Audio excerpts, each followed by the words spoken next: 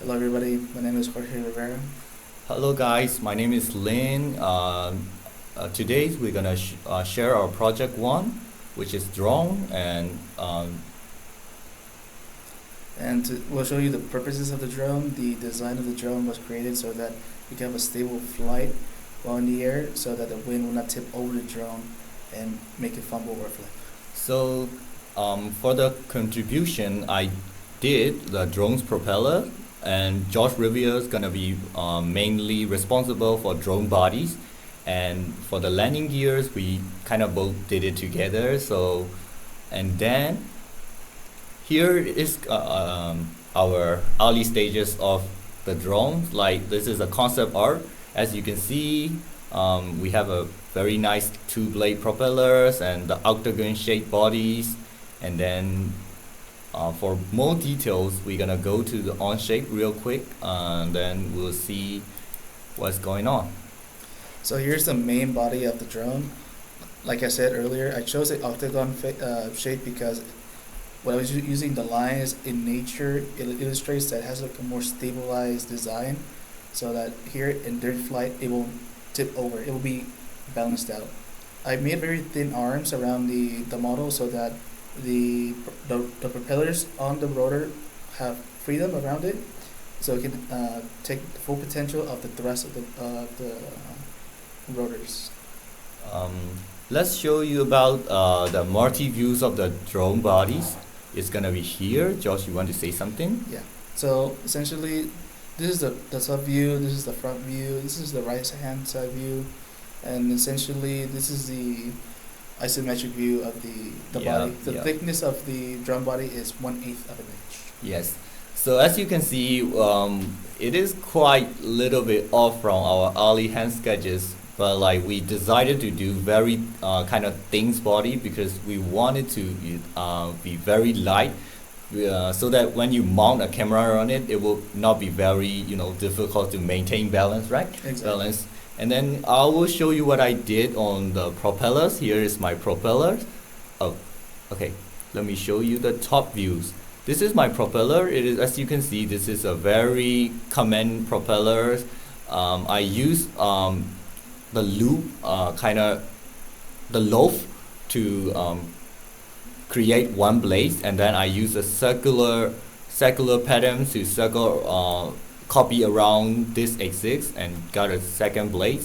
At first, I think about using like 4 blade or 3 blade, but I don't think that might be necessary because for the dimension wise, our drones is super kind of small, Yes. and I don't think that would take much weight. So I just decided to do the 2 blades, and here is the multi view of my propellers. This is the front view. This is the top view, and this is one of the right side view. This is the isometric view. As you can see, there's a lot of hidden line. And then for the landing gears, I think Josh has something to say about the So landing we gears. both work on the landing gear, and I proposed this design so that they have a fixed landing position, Correct? so that when the drone lands, it has a stabilized landing and when at takeoff. I chose to integrate the original design of the octagon, so it could be Unique. unique, and it will clip on perfectly onto the shape of the drone body. Okay, so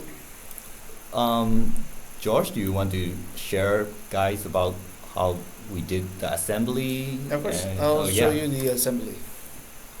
So as for the assembly, here we have it. Here is the rotors, the main body, and the landing gear. The landing gear I had to they were all but the landing gear were all by themselves. They were separate. So what I did was I selected them all, and I created a sub assembly. Same thing with the rotors. Each rotor came in 4 parts. So from those 4 parts, I did a sub assembly and I put them onto the drone body. I used a fasten mate, so I could put everything into the place. I used that for the landing gear, and for the rotors, I used the revolt mate to put them in their positions. Here we can show you the positions in one of the propellers right here. Yes. And now we'll show you the animation of the drone. So the direction of the revolution of the propellers gonna be different for the counterparts because we want to cancel out the thresholds that we're creating by the one like two sides of the propeller.